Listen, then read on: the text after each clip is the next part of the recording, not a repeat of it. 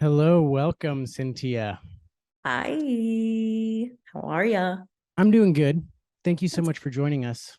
Thanks for having me. Hopefully this will not be the comment sections won't be filled with hate for you. And if they are, I apologize ahead of time. Comment sections can get bent. Yeah. Let's see, though. Yes. Maybe if we start out grilling you, Oh, already. you'll be on our side. Yeah. So I'm ready. 2 weeks ago, I, Nathan Minima, or somewhere in that time frame, committed myself to solving the case of the fine bucket money all the way across the country. I said I'm going to solve it. I've narrowed some things down. Okay. Let me hear it. Well, I know I have on good authority that everyone suspects someone from behind the scenes. Okay. I don't know who that is, but I'm gonna interrogate you right now. But here's the thing: I don't want this to take up all of our time, and I don't want this to go forever. So I've got an interrogation song here. I'm just gonna have, as long as the song goes, that's as long as I get to ask you questions. Okay, I'm ready. Fine bucket, and then we'll determine innocent or guilty after that. So, gotcha. Here we go. Let me get my song queued up here. Okay, it's pretty intense, so get ready. I'm intense. Let's go.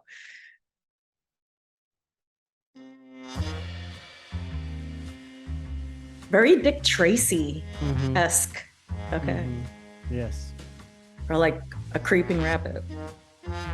On the final day at the Clevelander, did you at any time touch or talk about the Paul Fine Bucket? No. Did you at any time on that final day walk up to the bucket and say, "Give me what's inside of you, Paul"? No. So far, so good. So far, so good. Were you ever alone with the bucket? On the final day? Mm-hmm. No. No, okay. When have you ever been alone with the bucket, though? Oh, numerous times. The Fine Bucket and I were friends. We were friends until she disappeared. So is the Fine Bucket gone now? No. There's a new Fine Bucket 2.0. So, but the original Fine Bucket, gone. Gone. Did anyone joke about taking the Fine Bucket money that day? No. Did you see anyone alone with the Fine Bucket that day? I mean, there's people in and out of the studio, so that anyone could be alone with the Fine Bucket at any time. Okay. What time did you leave the Clevelander that last day? This is very specific. Yeah, I'm setting up a timeline. I get it. I think I left around 3 p.m. Okay. Who was still there? I'm not going to name names, but there were still people there. There were people there. It's up to me. Okay. All right. That's less than 10 Fair people. Enough. There are less than 10 people. Okay. Less than 10. Did you see that the Fine Bucket was still there at that time? I was there for when Chris Cote was filming his South Beach Sessions reaction to Greg Cote. You can finish the question, and I'm out of time. The last time I saw the Fine Bucket was when I was picking up in the studio, taking down the little pictures behind us. Chris Cote was in the studio with the Fine Bucket, along with our boy Kugler, and they were recording the South Beach Sessions episode where Chris Cote was listening to the Greg Cote episode. That was the last time I laid eyes on Fine Bucket 1.0. Okay, that's some good information right there. And now my final question after the music is, did you take the Fine Bucket money? No, but I kind of wish I did, though. There were some good coins in there. Yeah. All right, I'm gonna have to tabulate your answers here real quick. And innocent. Congratulations. Yay. Well, we can go ahead and jump into the episode then. Sweet, let's go.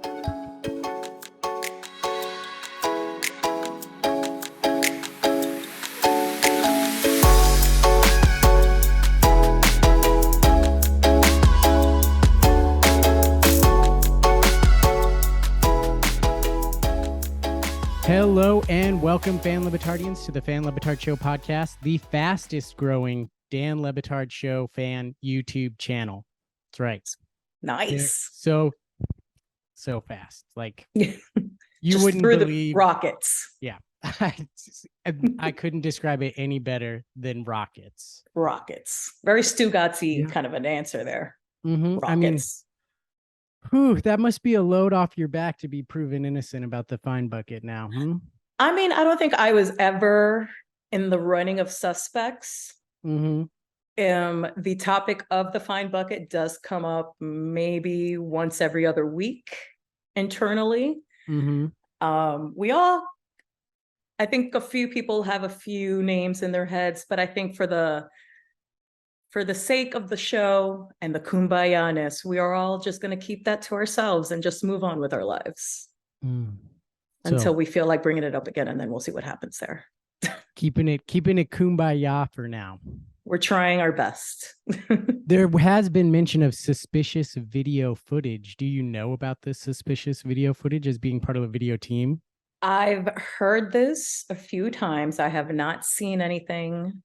So who knows? Who knows? But it's been brought up. So you're on the video team, but you've heard of it, but you haven't seen the video footage. So no. Yeah. I'm a little in there, but yeah, no, the video team told me about this and I have not seen it.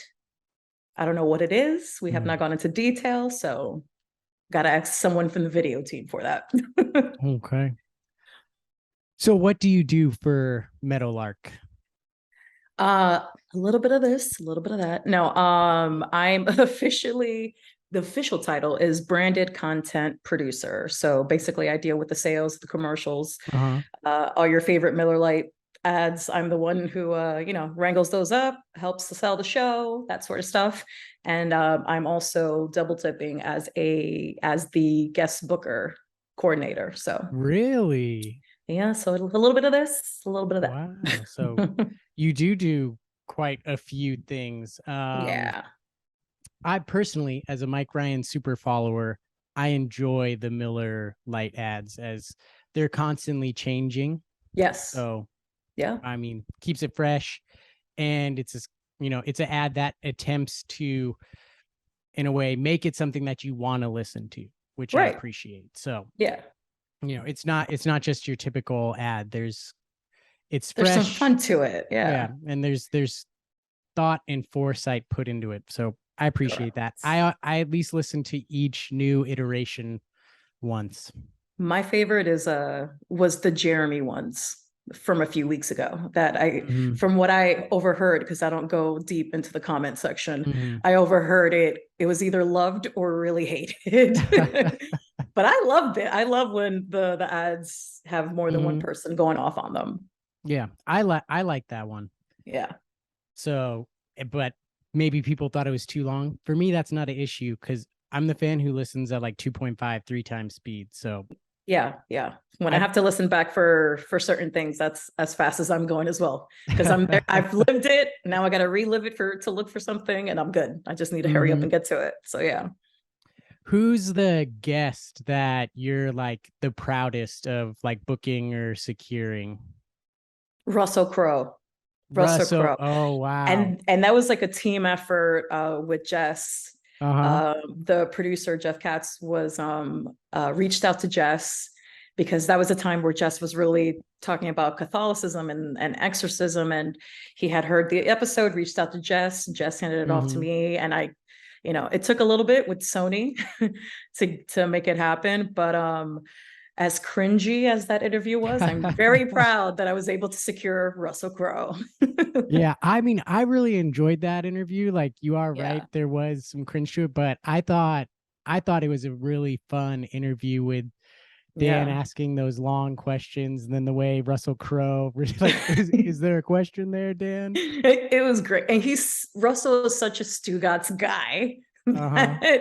Yeah, I can see why he gravitated more towards Stugatz than Dan, but they did their best, and yeah, that's the one I'm like, yes, I booked Russell Crowe. So yeah, that was fun. Yeah, I mean, that would be pretty awesome. I mean, that's got to be a tough one. I mean, did you book the kayakers who were swallowed by a whale? I was not. I did not do that one.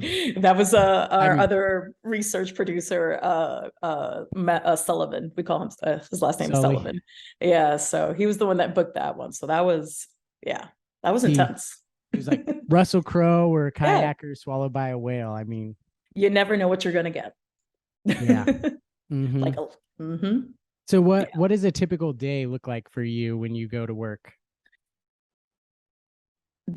Honestly, there is no typical day, but here's the way I would like the day to go. We get in about 8:00. We start our pre-production meetings, which has been huge the last few months since we started. We've definitely seen the show kind of change when, holy shit, you get, prepare yourself for a big show. Who would have thought? So we get there about 8:15. We start off local at 9 a.m.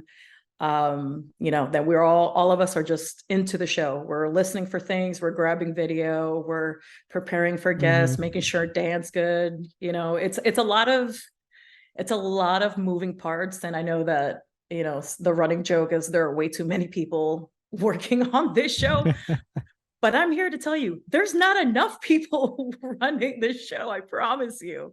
So it's the majority of the days are just chaotic but fun, because you're in a group full of very creative and talented individuals, and so far we're on that mentality of like, I know my strengths and weaknesses, so let's figure out each other so that we can make sure that everything is cohesive as it can be. So I get there 8-ish and then I'm out.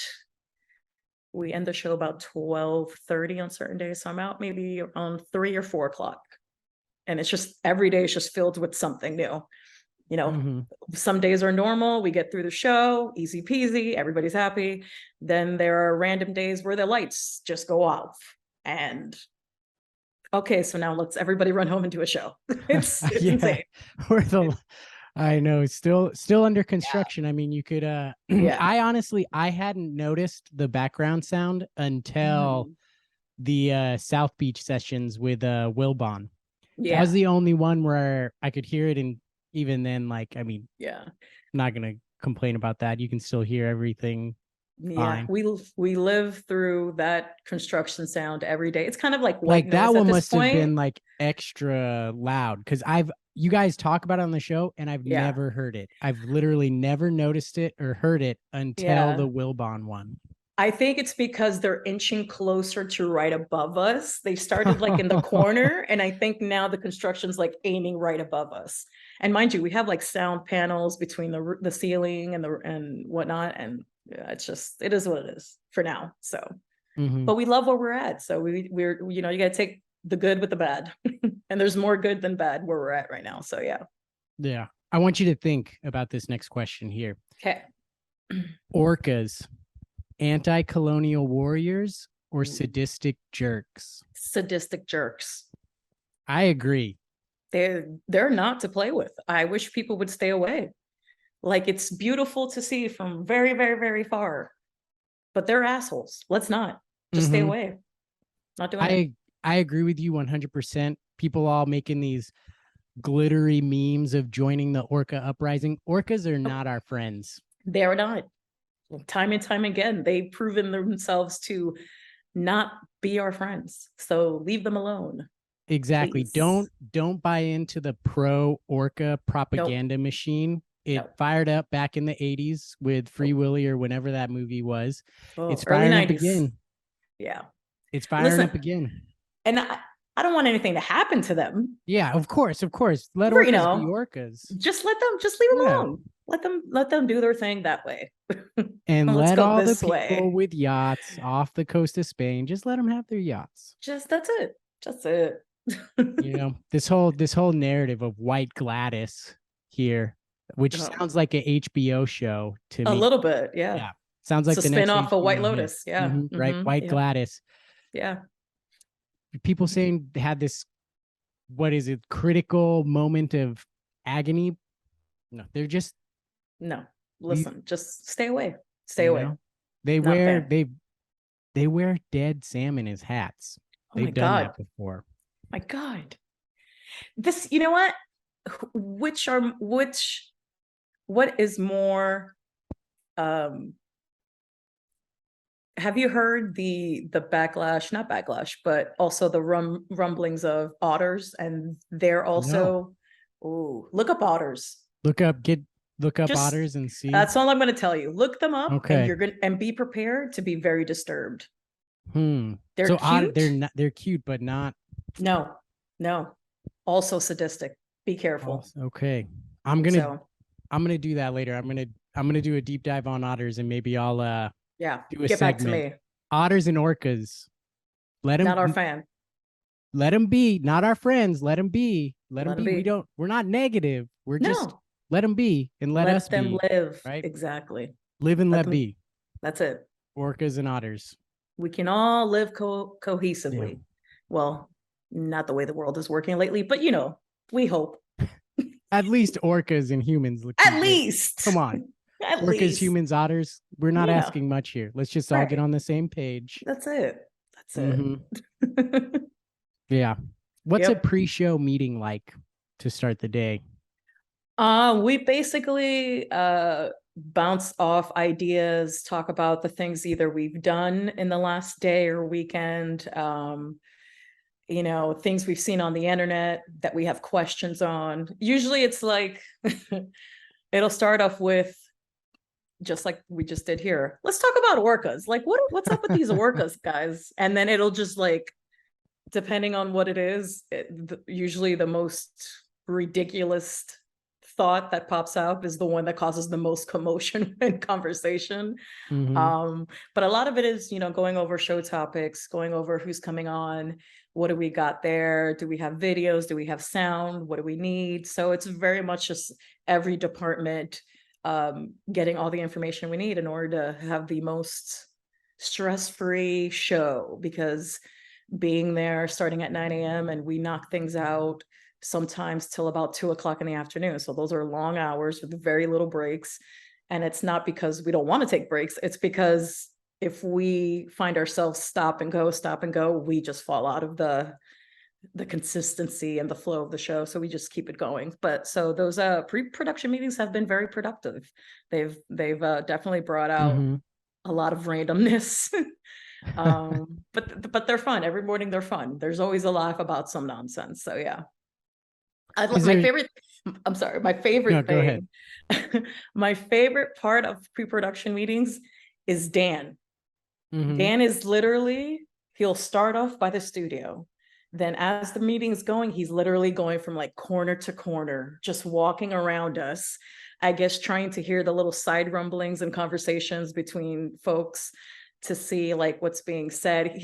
I've noticed it, he's just creeping around, taking his notes. And I'm like, which is funny, because a lot of times those are things that he'll bring up on the show. So we were talking, and then he'll hear some things. Oh, so it's we were talking, but really it's Dan was snooping.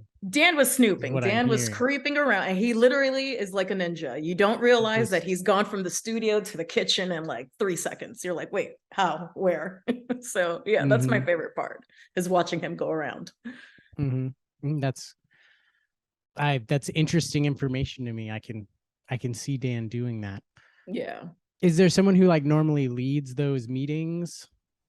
It's usually Mike Ryan. If Mike is there, it's usually Mike. Behind the scenes, it's Carl from Denver. And yeah, so it's Mike. And then if Mike is not there, it's usually Chris Cote or Billy, which is always a toss-up of what you're going to get from either one of them. But yeah, they're usually the main ones driving the force of the meeting. Do you think Chris Cote has what it takes to turn it around next season for the Cesta Cyclones? From what I can hear, they're not happy. That's good to know. And Cyclone Nation isn't happy. I last place. From the rumblings I hear, it's not a happy camp right now. And I think they're doing everything in their power to see how they can, I don't want to say restructure, but maybe figure some things out. Try a different method, maybe with different people. Who knows? Okay. But then again, I'm not in those conversations. Don't take my word for it. How often around the office would you say you hear the word highlight mentioned? Not highlight. Well, the cyclones is the word that gets cyclones get mentioned a lot. Not as of late because they're not playing right now, but or are they playing? No, they're done. No, no, right? They're over. Yeah. So when it's in the season, when it's happening, yes, we hear it a couple times a week, depending on the game. So yeah, it's either they're really happy or really mad. One of the two. Oh, I've got an alarm going off, and that alarm is to remind me for the Me Shohei minute that is now a brand new but now regular recurring routine where it also has music as well. So I'm gonna have to cue up the music, and then I'm gonna have to read off some Shohei Ohtani stats because I'm obligated now to do 1 minute on Shohei Ohtani. Ladies and gentlemen, this is fantastic. Show Me Shohei. Angels team leaders currently. For runs, Shohei Ohtani. Leading the team in hits, Ohtani. Leading the team in home runs, Ohtani. Leading the team in walks, Ohtani. Leading the team in RBIs, Ohtani. Leading the team in stolen bases, Ohtani. Leading the team in batting average, Ohtani. Leading the team in on-base percentage, Ohtani. Leading the team in slugging percentage, Ohtani. Leading the team in OPS, Ohtani. Leading the team in wins, Ohtani. Best ERA? Do you have a guess? Would it be Ohtani? You're correct. Good job. And leading the team in strikeouts, Ohtani. Surprising. Yeah, ladies and gentlemen, this has been Show Me Shohei. I like it. Yeah. I got one final comment on the show. He's got a nice little backside to him. Just, yeah. He's got some junk in the trunk. He's built. I'm watching him closely. And so are we, now, at least. Yeah, for two very different reasons, but we're both watching him.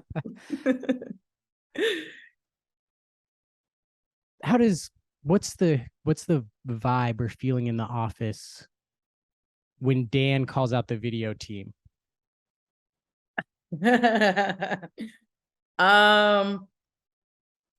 So what's the vibe when Mike Ryan goes out to the rally and the footage is blurry and the audio is not working? It's not, well, it depends. A lot of our vibe kind of hinders on Dan the majority of the time. So we're very much like, we got to keep Dan happy. We got to keep Dan. That doesn't mean that we're going to do things that we're not comfortable with or things that we don't think fit the show, but overall, day to day, let's make sure Dan is happy, because if Dan is happy, great show. And it's not to say that it's his fault for, quote unquote, being a Debbie Downer. Sometimes there's a lot going on. There's so much going on. And so sometimes we just are helping to make his load lighter. With the rally stuff, it's like, initially we're like, yeah, we'll take out our little Verizon hotspot. And then we kind of just, for whatever reason, forgot, like, wait a minute, we're literally going into satellite city with news trucks after news trucks with these gigantic satellites. And we're like, yeah, this little thing right here is going to get us to the moon. Like, no. So when we got out there and we started having issues, we're like, oh shit, that's right. Satellite trucks. Yeah. And it's just, it goes from there where we're like, all right, well, we got to pivot. What do we do from here? Because at the end of the day, it's like, we went out there, let's not come home empty handed. Let's at least do something. And, sometimes those things are hilarious and turn out well, kind of like the day the lights went out. And, other times they just, we got it done. Is it the greatest thing? No, but, at least we attempted to do something. So when that kind of stuff happens, it's a lot of the time, it's very much, we're all, depending on what it is that's failing, we all kind of just jump in and try to figure out, okay, what's happening and how do we resolve this quickly, and also to make sure that it continues to work when we fix it. So, It all depends on the day. Depends on the day, what it is. You know, if is Dan coming in with a lot on his shoulders that day. It every time is different. Every time is different. What's something you enjoy about the new studios? Everything. Mhm. Every single thing. I know we say a lot about the previous place we were at, and granted, I was only in that building for a few months before we moved to our new location, and those months I was just grossed out. I was just like, how are we here? How are we in this place? So, for the ones who were there for years, like, bless them, because yeah, it was not fun. But no, the Ulcer has been amazing. The staff, we've started like kind of being friends. I don't know if this is something that's going to hinder my character or not, but the bartenders at the pool know me by name now. And if I don't go up there and someone else is up there from the crew, they'll be like, hey, where's the curly haired girl? So I'm just like, all right, cool, either I'm an alcoholic or I'm just really friendly. I don't know which one it is yet, but we'll just figure it like out. to chill. I after a long day of everything we do, kind of need a little down sesh to bring it back down. I mean, it looks like a pretty good place to chill too. Oh no, yeah, no. We've definitely taken advantage of, the Iron Temple, the gym that's there. The pool. I stayed there one night. And those rooms are beautiful. Just everything they've got going on. There's still stuff that obviously you hear the construction noises, but they're almost done, building the rest of the little things like a court, basketball court, and like it's just crazy. We went from literally the worst place, and I'm not going to say it by name because I don't want to get in trouble, but we went from a terrible place to now it feels like heaven. We're like, yeah, thank God. So, and it definitely helped the overall morale internally, because when the place you're working in is just like a dump, you're like, I don't feel like being here. You just want to run out. And here it's like we all aren't always in a super rush to leave. We're like, we're cool, we can hang, let's keep being creative, let's keep working. So yeah. Yeah. Do you think raccoons are too proud about their art? Have you seen this phenomenon? No, like what are they doing now? What are raccoons up to? I have some photos here. Let me show you. Okay. Here, let me pull this up. And we're gonna judge. I've got 4 photos here. We'll judge each noble trash panda appropriately and see if they're too proud, just the right amount of proud, or not proud enough, Okay, gotcha. All right. Let's see here. Oh, here comes the rain. There we go. All righty. So here we go. Fucking cute. Photo number 1, our art number 1. Is this raccoon too proud, not proud enough? Or maybe, do you want to see all 4 and then go back first? Yeah, let me do all 4. I'll give you a brief look of this one here. Okay. And maybe I like this one. It's got Miami Vice kind of vibes here. I love the colorings. Okay, here's another one here. Some interesting. I get a fall vibe from this one here. I don't, yeah, it's very Sam Adams Oktoberfest vibe. This raccoon's very animated, mouth open. Super excited. I got a comment on this one, but go ahead, keep going. Okay. Let's see. Here's this one. He's really impressive standing up on both feet here. Okay, 2 feet there. He's kind of like shyly showing you, like, hey guys, look what I did. A lot of colors going on. Love it. And here's the last one here. Chaos. Yeah. This one's the nutty one. Okay. So let's go back to number 1 here. Okay. The Miami Vice kind of vibes. Too proud, not proud enough, or just the right amount of pride? I think this one is just the right amount of pride. Like this one is like this. He's not boasting. He's not like, hey, look at me. He's just like, hey guys, I know I did something really well. It's super cute. Here it is. I like this one. This one is a very humble raccoon. I like it. I'm going to agree with you there. I like the color scheme that he went with, that he chose a dark canvas to go with these colors. It really makes them pop. Yeah. And he's not overly proud. He's Because he not knows it could be a boasting. little bit better, that he's got room to Right. grow. So Exactly. I'm gonna agree with you there. Yeah, I like it. Number 2 here. This one. I'm just not a fan of this one. I'm not a fan of this Wow, one. not a fan. It's not my yeah, no, I find this a little bit boring. I'm giving this a very Tim Gunn. It's boring. It doesn't do anything for me. We've got some red and green here, little specks He's of too white. proud. Again, a dark canvas. Too proud. Too proud. He's too proud. This is not an A plus effort. He's too proud of this. I'm not. So I'm gonna go here. He's not proud enough. That's this, and here's why. He's got his mouth open like, hey guys. Nope, he should be even more proud of this art here. Because if you notice, no other raccoon does this. He's blending colors with his paws. I mean, he's got the tips of his paws are white, red and green is mixing. He's making like a pink there. And when I look at this, I'm seeing this kid's not far away from putting out some sort of like impressionism.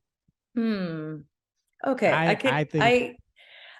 can see. I see what you mean with the blending tones. It's very Bob Ross. It just feels. But if we're gonna go with he's blended, then it's just he didn't have enough time to finish this. It feels unfinished. Just my opinion. Okay. Yeah, and that art that's fair. It's art is subjective. This one is so cute. It's terrible painting, but it's so cute. It's very like, Mom, look what my hand on my fingerprints on a piece of paper. It's giving that kindergarten vibe, and I love it. It's so cute. Not proud enough. Not proud enough. No, but then I think he knows that he didn't do a good job. So he's just like, here it is. Here it is, guys. You do see maybe a little lacking self-confidence in the eyes there. A little, he looks a little insecure if you look closely into his eyes. Like I kind of don't want to, but I see what you mean from this angle. I get you. Yeah. Yeah. I'm gonna go. He's a little bit. I'm gonna go just the right amount of proud here. I was about to go too proud, but I do. He put a lot of colors out there. And he did. I'm gonna salute him for that. Good job on getting all the colors out there. It is a little sloppy. A little bit. A little sloppy. It's honestly, looking at this one, this is actually making me doubt a little bit now that I take a closer look at the paws. They kind of look like kid handprints, or they kind of look like dog handprints. They look very different from the other ones, and I'm wondering. And honestly, how clean can a raccoon's paws get after this? I don't see any paint on those mitts there. Ooh, so are you saying that this raccoon stole this painting? Well, if he made it, he's got the right amount of pride. The fact that he's standing on 2 legs, I kind of wanted to tell him, like, hey, sit down just a little bit. Bring it down. Don't walk on 2 legs next to us. it. Yeah, got it. Yeah. But I'm gonna go just the right amount of pride, because I noticed that insecurity in his eyes. I don't want to crush him. He's too cute. He's too cute. Yeah. So last one here. This one is chaos. This guy needs a sedative. I think he needs to chill. He needs to bring it down. He's completely over the top pride. He's showboating this shit. Yeah. Is it? I mean, it's a cleaner paw painting. It's just chaos. I see chaos in these colors. I see chaos in this print. I see chaos in his face. Just chaos. So I'm gonna do. He's doing too much. He's super over the top. Proud of this. Very much so. Yeah. He's too proud. Somebody needs to check him, right? Correct. Yeah. I don't see any insecurity in his eyes. I see his eyes are like, yo, affirm me, because this is fire. And I'm not seeing it. He's definitely on the top of the mountaintops, yelling about every single thing he does. He's that guy. He's that guy that talks way too much about himself. And you're like, all right, settle down. Like, calm down, sir. Just bring it down 2 this notches. This is a Wendy's. Exactly. This is a Wendy's, sir. So too proud. Too proud. But overall, I could use some more trash panda art in my life and seeing him standing next to it, because that's pretty adorable. I mean, now that you've opened this world to me, I'm definitely going to look for those after this Zoom call. I did not know anything about this trend. I'm a lover of just pandas in general. Trash pandas, you know, they're cute. Do I want to come near them? No. But from afar, next to a painting, adorable. Let's say you're at a farmer's market and there's someone who has a booth of raccoons painting art. Would you be tempted to buy one of those? Absolutely. I think it has to come with a picture of the artist that you can put next to it too. Oh, that would be even better. Like just a little bio with a photo like they do normally. Yeah, no, I'd totally be down for that. Like, this is Rory. Rory likes rotten apple cores and, you know, mixing teal and pink. Yeah. That's the vibe. I like it. I would definitely do that. If that was a thing, I would definitely buy a painting or just a photo of it and frame it. I'm in. Do you have a rooting interest in who the next EP of the show should be? From an organizational standpoint of what I'd have to deal with, or not deal with, what I have to do day to day, I would love anyone at this point to just go ahead and take the seat. You know, Mike does like being there day to day, but there are also things that Mike's working on behind the scenes that, you know, but I kind of also been loving the rotating crew. You know, I think it brings something different to the show every time someone else, you know, steps in and does it.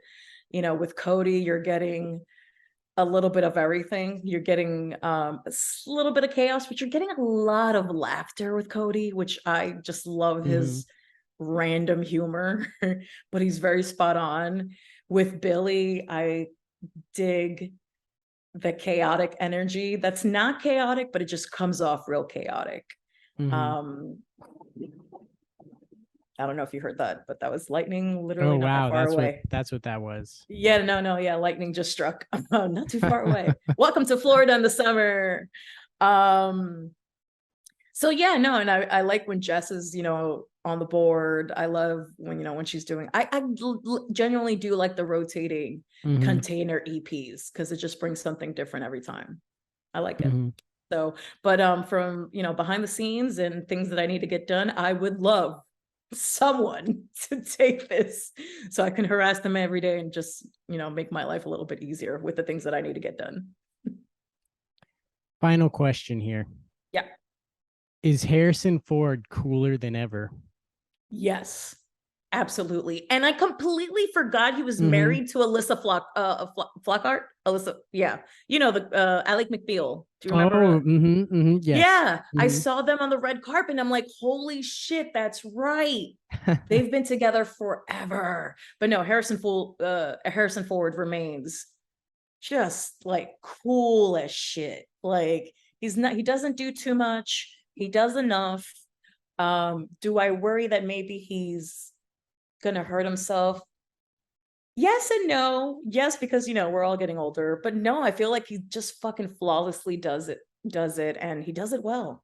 I'm a big fan. I like it. Harrison Ford, very fucking cool. Very cool. I'm gonna agree. Yeah, totally. Absolutely cooler than ever. Yeah, definitely. Live forever, Harrison Ford. Don't take your yacht out to where those orcas are. You know, Please stay safe. Stay safe. That would be the tragedy of the century right there, of worlds colliding. If you know what? I'm going to stop right there. I don't want to put. Don't put it into the universe. No, do not. What am I thinking? Take it back. Take it back. No, I take. Just stay home with Alyssa. Just stay home with your wife. Just stay home. Stay home. Where, yeah, I think he's neighbors with Bill Lawrence, if I remember him telling stories.